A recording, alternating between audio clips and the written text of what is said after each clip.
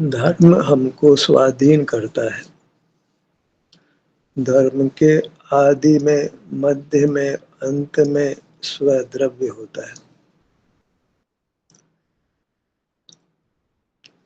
कठिनाई तब होती है जब धर्म का प्रारंभ पर से करते हैं, देव से, शास्त्र से, गुरु से, मंदिर से, तीर्थ से, और अंत भी वहीं से हो जाता है।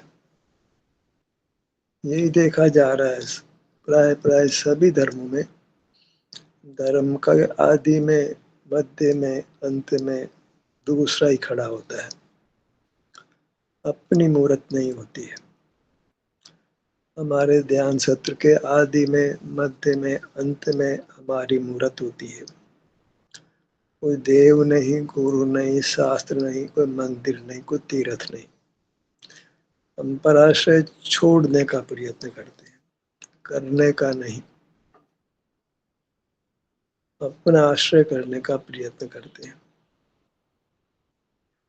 निर्देशित ध्यान सत्र में तो सीधे सीधे आप निर्देश दिया ही जाता है अपनी मूर्त का आश्रय करने का, अपनी मूर्त के अंग उपांगों का संवेदन करने का। दूसरे सत्र का भी यही प्रयोजन है, इतना कि दूसरे सत्र में हमें अपनी प्रेरणा से, अपने निर्देश से, अपने अंग उपांगों का आश्रय करना है। साथ में हम चर्चा भी कर लेते हैं, पर उसको मुख्य नहीं करना चाहिए।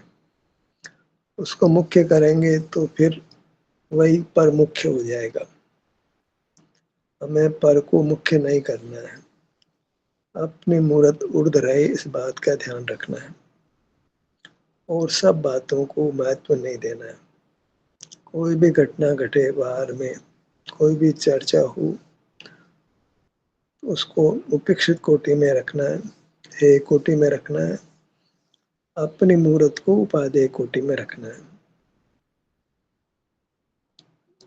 अपनी मूर्त की चर्चा हो या नहीं हो, हमारी चित्त में हमारी मूर्त उर्ध रहनी चाहिए, मुख्य रहनी चाहिए, उसका विस्मरण नहीं होना चाहिए। विस्मरण का मतलब श्रद्धा में कायम रहनी चाहिए, उसकी रुचि होनी चाहिए, उसके प्रति एकांत आदर होना चाहिए। क्योंकि सुख का आधार हमारी मूर्त होती है, देव की मूर्त नहीं होती है, गुरु की मूर्त नहीं होती है, शास्त्र के शब्द आधार नहीं बनते, मंदिर की दीवारें आधार नहीं बनती है, कोई क्षेत्र बाहर का वो आधार नहीं बनता है। सुख हमारी मूर्त के परिणमन से प्राप्त होता है, अपने मूर्त के आश्रय से हमारी मूर्त सुख रूप परिणमन करती है। हम आश्रय करते हैं और ये सुख रूप परिणमन करती है। यही धर्म का स्वरूप है। हम पर लक्ष्य छोड़ते हैं, अपने में होते हैं, और हमारी मूर्त सुख रूप परिणमन करती है। एक काम हम करते हैं, दूसरा काम समय होता है। हमारा कर्तव्य पूरा हो जाता है कि हमारा मुख पर की ओर नहीं हो, अपनी ओर हो, हम अपने में हो, फिर सुख स्वभाव से सुख होता है। ये एक साधक अवस्था की स्थिति है। सिद्ध अवस्था में हमें कुछ नहीं करना होता है, स्वयं सुख का परिणाम होता है। आश्रय करना और सुख होना, ये दो बात साधक अवस्था में होती है। कारण कि हम अनादि से बहिर्मुख रहे हैं, तो बहिर्मुखता को रोकना, वही अपने में होना, ये बात साधक अवस्था में अनिवार्य रूप से होती है। अन्यथा वह साधक अवस्था नहीं कहलाएगी, या तो संसार अवस्था होगी या मुक्त अवस्था होगी। मोक्ष मार्ग न संसार रूप है न मोक्ष रूप है, मध्य का मामला है। बाधक संसार अवस्था में तो पर का आश्रय होता है, मुक्त अवस्था में आश्रय जैसा कुछ नहीं होता है, स्वयं सुख का परिणाम होता है। परमात्मा ध्यान करते नहीं है, कर्म का अभाव हो जाने से समय सुख का परिणाम होता है। जहाँ कर्म का संबंध होता है वह शुद्धि की जाती है। जो स्वर्ण पाषाण खान में पड़ा है उसकी तो कोई बात ही नहीं, उससे तो हार नहीं बनता है। पर जो बाहर निकल गया है, कान से बाहर आ गया है, वह भी स्वयं सुख नहीं देता है। उसको तपाना होता है, शुद्ध करना होता है, उसका जेवर बनाना होता है, तब वो भोग के योग्य होता है। ये मोक्ष मार्ग जैसी स्थिति है। मुक्त होने के बाद उस आहार को जो बनाया गया उसको केवल पहना ही जाता है, न स्वर्ण पाषाण को शुद्ध किया जाता है, न हार बनाया जाता है, पहना ही जाता है। तो मुक्त जीव कोई आश्रय नहीं करते, स्वयं उनको सुख का अनुभव प्रति समय होता रहता है। हमारी स्थिति भिन्न है। हमें बाधक नहीं होना है, हम अभी मुक्त भी नहीं है, हमें साधक होकर रहना है। और साधक होने का यही स्वरूप है कि हमारी मूरत उर्ध हो, सबसे ऊपर। चित्त में दूसरा नहीं समाये। एक म्यान में दो तलवार नहीं आ सकती है। हम अपनी मूर्त को भी मुख्य रखें, देव शास्त्र गुरु धर्म को भी मुख्य रखें। हमको जैन धर्म भी उर्ध रहे उसके लिए भी हम प्राण दें, और अपनी मूर्त को पाने के लिए भी प्राण दें। प्राण एक के प्रति दिया जा सकता है, ऊर्ध्वता एक ही हो सकती है। हमें चुनना पड़ेगी, आपको जैन धर्म के प्रभाव न चुनना है या अपनी मूर्त का अनुभव करना है।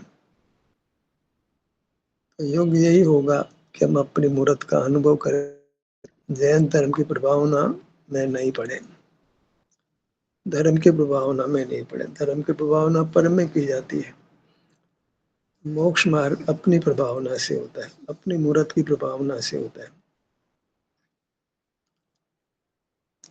प्राय धर्म में दूसरे को प्रदान कर दिया जाता है। कोई प्रतिमा को प्रदान करता है, कोई गुरु को प्रदान करता है। जैनियों में कोई मंदिर मार्गी है, कोई गुरु मार्गी है। गुरु को मानते हैं, कोई प्रतिमा को मानते हैं। मान्यता दोनों स्थितियों में पर की है, वहाँ दोनों कोई मोक्ष मार्ग नहीं है। जो प्रतिमा के प्रति ऊर्ध्व भाव रखता है उसको भी मोक्ष मार्ग नहीं है, जो गुरु के प्रति ऊर्ध्व भाव रखता है उसको भी मोक्ष मार्ग नहीं है। मोक्ष मार्ग अपनी मूर्त को ऊर्ध्व रखने में है। हमें दो ही मत है, जो भगवान की प्रतिमा को आदर दिखाता है, कोई गुरु के शरीर को आदर करता है। मार्ग पर के आश्रय नहीं है, मार्ग अपनी मूर्त के आश्रय से है। जहाँ पर को ऊर्ध्व कर दिया वहाँ धर्म नहीं है, मोक्ष मार्ग नहीं है। आस्तिक दो प्रकार के, एक देवगुरु शास्त्र मंदिर तीर्थ इनको आदर्श मानते हैं। हर एक ने अपने क्षेत्र बना रखे, मुसलमानों ने भी, ईसाइयों ने भी, बौद्धों ने भी। सबके गुरुओं के स्थान वो तीर्थ क्षेत्र बन जाते हैं, भगवान के स्थान तीर्थ क्षेत्र बन जाते हैं। उनकी पुस्तकें उनका आधार बन जाती है। उनके भगवान का शरीर का आकार हो उनके लिए, या गुरु का शरीर का आकार, वो पूज्य हो जाता है। पर उस समय पर खड़ा है, जहाँ पराशय है वहाँ मोक्ष मार्ग नहीं है, और बलवान रूप से खड़ा होता है। देव की रक्षा में, प्रतिमा की रक्षा में, मंदिर की रक्षा में, शास्त्र रक्षा में, गुरु की रक्षा में जीव ने अनंत बार प्राण दिए। अपनी रक्षा में पूरी ताकत झोंक देना, वो तो फिर परमात्मा ही बनता है। मैं अपने शुद्ध रूप को प्रकट करूंगा, वही उसकी रक्षा है। और कब संभव है? जब अपने में स्थित रहता है, अपनी प्रतिमा को ऊर्ध्व करके अपने प्रतिमा के अनुभव रूप रहता है। जगत से कोई मतलब नहीं, कोई सरोकार नहीं, कोई प्रयोजन नहीं, सारा प्रयोजन अपनी मूर्त से है। बाहर में अनुकूलता मिले नहीं मिले, अनुकूलता नहीं मिले उसको स्वीकार कर लेता है, लेकिन पर को ऊर्ध्व करना स्वीकार नहीं है। पर के प्रति आदर भाव स्वीकार करना मंजूर नहीं है। ऐसे कहता है कि मैं पर को नमन नहीं करूंगा, मैं तो अनंत परमात्मा को नमन करूंगा चाहे प्राण चले जाए। तो यहाँ कुछ बात अलग है। मैं अपनी मूर्त का ही सम्मान करूंगा। ऐसी परिस्थिति नहीं आने देते हैं कि दूसरों को नमन करना पड़े। व्यवहार में लौकिक मानेंगे इसको, धर्म मार्ग में दूसरे को नमन करने का कोई स्थान नहीं है। वह सब व्यवहार है, व्यवहार धर्म नहीं है। धर्म निश्चय होता है जहाँ अपना आश्रय होता है। अपने आश्रय में अपनी मूर्त की ओर झुकते हैं, उसका अनुभव करते हैं, वही परमात्मा का नमन हुआ, वास्तविक नमन हुआ। और वही वास्तव में आस्तिक है, धर्मात्मा है। क्योंकि अपना आश्रय वही धर्म है। अपनी मूर्त का आश्रय, अपनी मूर्त का दर्शन, अपनी मूर्त की स्वास्थ्य की स्थिति का अनुभव करना, सुख अपनी मूर्त की अवस्था को भोगने से पाना। पर पदार्थ की पर्याय को भोग करके आनंद पाता है, वो तो परावलंबी है। असल में वह नास्तिक है। पर का सेवन करने वाला तो काम भोग सेवन ही करता है, उसको धर्म नहीं है। क्योंकि वह इंद्रिय व्यापार है। या इंद्रिय व्यापार है, वह संसार है। मोक्ष मार्ग में इंद्रिय व्यापार नहीं है। इंद्रियों से पर जाना जाता है। और मोक्ष मार्ग पर के जानने रूप नहीं है, पराश्रय करने रूप नहीं है। मोक्ष मार्ग में तो अपनी मूर्ति आधार है, उसी पे टिकते हैं, उसी का अनुभव करते हैं और शांति को पाते हैं, वीतरागता को पाते हैं। स्पर्श रसगंध वर्ण और शब्द के ज्ञान से भी रहित होते हैं, अंक के ज्ञान से भी रहित होते हैं। विचार भी शब्दों से, अंकों से, आधार से होता है, विचार भी नहीं करते। केवल शांति का, सुख का अनुभव करते हैं जब अपने मूर्त के अनुभव रूप होते हैं, अपने मूर्त को लक्ष्य में लेते हैं। और वह कठिन भी नहीं है। आपको आपका अनुभव जब कभी चाहे जीव कर ही सकता है। कठिनाई क्या है? स्वास्थ्य की स्थिति हम चाहे जब अनुभव में ले सकते हैं। और स्वास्थ्य स्थिति का अनुभव करना ही वो अपना अनुभव करना है। स्वास्थ्य की स्थिति अपने शरीर में ही होती है। तो स्वास्थ्य की स्थिति का अनुभव किया, अपने शरीर का ही अनुभव किया। तो वह शरीर ही जीव है, वही आत्मा है, वह मूर्त नहीं है। जिस जीव को हम उपादेय करते हैं, जिस आत्मा को उपादेय करते हैं, वो आत्मा हमारा अभ्यंतर मूर्त शरीर ही है। उससे भिन्न कोई आत्मा नहीं होता है। चेतन सत्ता करके चेतन सत्ता का आश्रय करना, जब तक उसका आकार नहीं कहेंगे चेतन सत्ता ही खड़ी नहीं होगी। स्वरूप का आश्रय करना, स्वरूप का आकार नहीं खड़ा करेंगे तो स्वरूप ही खड़ा नहीं होगा। सुख का आश्रय करना, ज्ञान का आश्रय करना, तो कोई वस्तु का आकार उसका आश्रय होता है। ज्ञान एक शब्द होकर रह जाएगा, सुख भी एक शब्द होकर रह जाएगा। कोई भी परिणाम होता है किसी क्षेत्र में होता है। जनक है वो क्षेत्र है। जनक और पुत्र में जनक बड़ा होता है। ऐसे क्षेत्र बड़ा होता है, वृत्ति गौण होती है। ले हम कहीं से अपनी वृत्ति के आश्रय से मोक्ष मार्ग प्रारंभ करें, पर वृत्ति स्वयं ही कोई पदार्थ नहीं है। वो तो पदार्थ की अवस्था, उनसे पदार्थ ही है। उसको पदार्थ के बिना कोई वृत्ति नहीं होती। पदार्थ की वृत्ति वो पदार्थ ही है, अलग से वृत्ति का कोई अस्तित्व नहीं है। तो पर्याय भी द्रव्य ही है। द्रव्य के पर्याय वो द्रव्य ही है, क्योंकि वो द्रव्य से भिन्न नहीं है। पर्याय का स्वतंत्र अस्तित्व नहीं मानना है। पर्याय है वो द्रव्य ही है। ऐसे पर्याय को द्रव्य में गर्भित कर लेना चाहिए, उसको ऊर्ध नहीं करना चाहिए।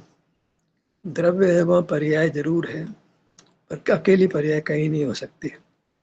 अकेले पर्याय तो असत है, उसका होना संभव ही नहीं है। अवस्था किसकी अवस्था? अवस्था से अवस्थावान मूल्यवान है। अवस्थावान है वो क्षेत्र है, विस्तार है वस्तु का, उसका आकार है, वही मुख्य है। उसी को द्रव्य कहने में आता है। अपने आकार वो अपनी प्रतिमा है, और वही वास्तव में हमारे लिए परमात्मा की प्रतिमा है। क्योंकि वह सुख स्वभावी है, उसमें अनंत काल तक अनंत सुख देने की सामर्थ्य है, इसलिए उसमें प्रभुता में कोई कमी नहीं है। हमारी मूर्त है वैसी परमात्मा की मूर्त है, भले हमारे भी संकुचित हो और भगवान की पूर्ण व्यक्त हो गई हो, तो भी क्षेत्र के अपेक्षा क्षेत्र के विस्तार को गौण करें तो स्वभाव से परमात्मा भी सुख स्वभावी है और हम भी सुख स्वभावी हैं। अभव्य जीव जो मुक्त कभी नहीं होगा, दुरांदूर भव्य जीव कभी मुक्त नहीं होगा, वह भी क्षेत्र से भगवान जैसा ही है, कुछ भी अंतर नहीं है, बस वह उसका अवलंबन नहीं करता है। वो या भव्य होता है, दुरानुर्भव्य होता है, नहीं होता है, ये मैं चर्चा में नहीं पढ़ना चाहता। कल्पना कीजिए, कोई जीव कभी अपना अनुभव नहीं करेगा तो वह कभी मुक्त नहीं होगा, दुख ही पाता रहेगा। हमें दुख पाते हुए नहीं रहना है, तो अपनी मूर्त का अवलंबन करना होगा। उसके बिना हमारा उद्धार नहीं है, कल्याण नहीं है, दुखों से मुक्ति नहीं है, सुख की प्राप्ति नहीं है। और इसके लिए कोई देशना की अपेक्षा नहीं करना है, कोई निर्देश देने वाले की अपेक्षा नहीं करना है। निर्देश देंगे लेंगे वो अपनी जगह पर है, पर सर्वथा उस पर निर्भर नहीं रहना। हम अपने को बलवान बनाएंगे, समय सत्र के अलावा भी बहुत होता है, उस दौरान हम स्वाधीनता से अपनी मूर्त का आश्रय करेंगे। बहुत कठिन होता है, निराधार चलना, बगैर किसी निर्देश के चलना बड़ा कठिन होता है। कमजोरी बहुत है, अनादि से बाहर रहे, विषय सेवन किया है, बाहर का ज्ञान किया है, तो वृत्ति बाहर के ज्ञान में जाती है, प्रवृत्ति में जाती है, अनुभव में टिकती नहीं है। किसी के साथ तो फिर भी थोड़ा बहुत टिक जाती है, कोई निर्देश देता है, हम निर्देश देते हैं, तो वृत्ति फिर भी अपनी मूर्त पर टिक जाती है। उसके बाद उसको अपनी मूर्त पर टिकाना कठिन होता है। बगैर नियंत्रण के हम स्वाधीनता से काम करना हमने सीखा ही नहीं है, सदा ही परतंत्र ही रहे। पर धीरे धीरे अभ्यास बढ़ता है तो हम स्वाधीनता से अपना अवलंबन करने लगते हैं, स्वतंत्रता से, किसी निर्देश देने वाले की आवश्यकता नहीं, अपने आप ही। जैसे कोई भी व्यक्ति है, सुबह देर से उठता है तो आदत बदलने के लिए उसको अलार्म लगानी पड़ती है, 2-4 बार अलार्म लगाता है, उसके बाद स्वतः ही आंखें उस समय खुलने लग जाती है, फिर अलार्म नहीं लगाना पड़ता है। ऐसे ही हम किसी के निर्देश पर ध्यान देते हैं तो ही ध्यान हो पाता, अन्यथा नहीं होता है। पर अभ्यास हो जाता है तो कोई निर्देश नहीं भी देता है तो हम अपना ध्यान अपने अंगों पर लाने लगते हैं, अपने आप अपने अंगों पर ध्यान जाता है, वही स्थिति अच्छी है। रोज अलार्म लगाकर सोना कोई अच्छी बात नहीं, बॉडी ट्यून हो जाती है, जिस समय आँख खुलती है उस समय आँख खुल ही जाती है। ऐसा नहीं होता है कि आँख नहीं खुले, पर अभ्यास नहीं हो तो दिक्कत होती है। कोई व्यक्ति मान लो देर से उठता हो, रेलगाड़ी में सफर करना हो, प्रातः किसी स्टेशन पर गंतव्य पर जल्दी आता हो, सुबह प्रातः 3 बजे आता हो, 4 बजे आता हो, 5 बजे आता हो, सब तो उसको अलार्म लगानी पड़ती है। नहीं लगाए तो नींद आती रहे और स्टेशन निकल जाए, फिर लौट कर दोबारा दूसरी गाड़ी से आना पड़े। और जब जल्दी उठने का अभ्यास होता है तो ऐसी बात नहीं होता कि स्टेशन निकल गया, तो उसकी आँख स्टेशन आने से पहले खुल ही जाती है, यदि वो समय से पहले रोजाना उठता हो। रोजाना जो काम करते हैं वो अपने आप को दोहराता है, नया काम नहीं दोहराता है। हम ध्यान को एक नया काम नहीं बनाए, रोजाना का काम बना लें तो स्वतः ही ध्यान होने लगेगा। ध्यान नहीं होगा तो हमको अच्छा नहीं लगेगा। जो काम रोज करते हैं उसकी पुनरावृत्ति नहीं हो तो हमको दुख लगता है, और ध्यान नहीं होने पर तो अवश्य ही फिर दुख लगने लगता है। बस यह है कि संस्कारित हो जाए वृत्ति, अपने आप ही वृत्ति अपनी ओर आने लगे, अपनी मूर्त की ओर आने लगे। जैसे अपने आप आँख खुल जाती है सवेरे, ऐसे वृत्ति अपने आप अपनी मूर्त पर आने लगती है। रोज मंदिर जाते हैं, उनको रोज मंदिर अपने आप वहाँ उठते हैं और उन्हीं में चर्या उसी प्रकार से होने लगती है। दर्शन करते हैं, कोई अभिषेक करता है तो अभिषेक करता है, कोई परिक्रमा लगाता है, कोई साष्टांग प्रणाम करता है, कोई मंत्र जपता है, कोई पूजन करता है। जिसको जो संस्कार पड़ा है वो काम वो आराम से कर लेता है। हमको संस्कार अपनी मूर्त का करना है, क्योंकि हमारे तो मार्ग में आदि में, मध्य में, अंत में हमारी मूर्त है। जगत क्या करता है हमें उसका विचार नहीं करना है। हमारी युक्ति, हमारा अनुभव ये कहता है कि स्वावलंबन में सुख है, परावलंबन में सुख नहीं है। हम अपने मूर्त का आश्रय करते हैं तो सुख मिलता है, अन्यथा नहीं मिलता है। तो हमारे लिए हमारी मूर्त ही उर्द होती है, देव शास्त्र गुरु से उर्द होती है, मंदिर से, तीर्थ क्षेत्र से उर्द होती है। क्योंकि सुख का आधार, मुक्ति का आधार हमारी मूर्त है, परद्रव्य नहीं है। और हम अपनी मूर्त का अनुभव करते हैं, उसको लक्ष्य में लेते हैं, उसका अभ्यास करते हैं, तो स्वतः ही फिर हमारा ध्यान अपनी मूर्त पर जाने लगता है। हम स्वयं अपने आप को ये प्रेरणा देते हैं अपना अनुभव करने की, अपना एहसास करने की, और हमें उसमें शांति भी मिलती है। अब कितना अभ्यास हो गया इस पर डिपेंड करता है कि वो काम कितना निसर्ग रूप से हो जाता है। सब कुछ अभ्यास पर आश्रित है। बिना अभ्यास के पूर्णता नहीं मिलती है। Practice makes one perfect. अभ्यास ही जीव को पूर्ण करता है। तो मोक्ष का आधार अभ्यास है। हमें वही अभ्यास करना है। पहले कम सत्र चलाते थे, अब 5 सत्र चलाते हैं। कारण क्या है? अभ्यास बढ़ाना चाहते हैं। पहले सत्र मान लो आधा घंटे का चला था, 1 घंटा चलाते, कोई 1.5 घंटे का भी चलाते हैं। एक ही कारण है कि अभ्यास बढ़ाना। अभ्यास से पूर्णता होगी। परावलंबन से, कुछ परावलंबन करके अभ्यास करते हैं, कुछ स्वावलंबन करके भी अभ्यास करते हैं। कमजोरी है इसलिए सत्र के माध्यम से करते हैं, और जहाँ जितनी कमजोरी नहीं होती हम स्वाधीनता से अपना आलम्बन करते हैं। करना आलम्बन ही है। हमारे तो मार्ग का प्रारंभ भी स्वावलंबन से होता है, अपने मूर्त के आश्रय से होता है, अपने आभ्यंतर देह के आश्रय से होता है। इस रामायण का हीरो राम है, ऐसे हमारे धर्म का आधार, धर्म का हीरो हमारा अपना अमूर्त शरीर है, हमारी अपनी प्रतिमा है जो चेतन है, अचेतन नहीं है। मंदिर में तो अचेतन प्रतिमा में चेतन को प्राण फूंकते हैं, तो प्राण फूके नहीं जाते, मान लेते हैं। बस मान लेते हैं कि परमात्मा है नहीं, केवल एक कल्पना का आधार लेते हैं। पर अपने मूर्त में कोई कल्पना नहीं करनी पड़ती। ये तो परमार्थ से सुख स्वभाव होने से भगवान की प्रतिमा है। यहाँ कोई मंत्र नहीं फूकना पड़ता है, कोई मानना नहीं पड़ता है, अजम्पशन नहीं है। ये वास्तव में परमात्मा की मूर्त है। बस परिणाम उसका प्रकट होना है, और उसके लिए बहिर्मुखता को रोकना है, इंद्रिय ज्ञान को रोकना है, और अपना अनुभव करना है।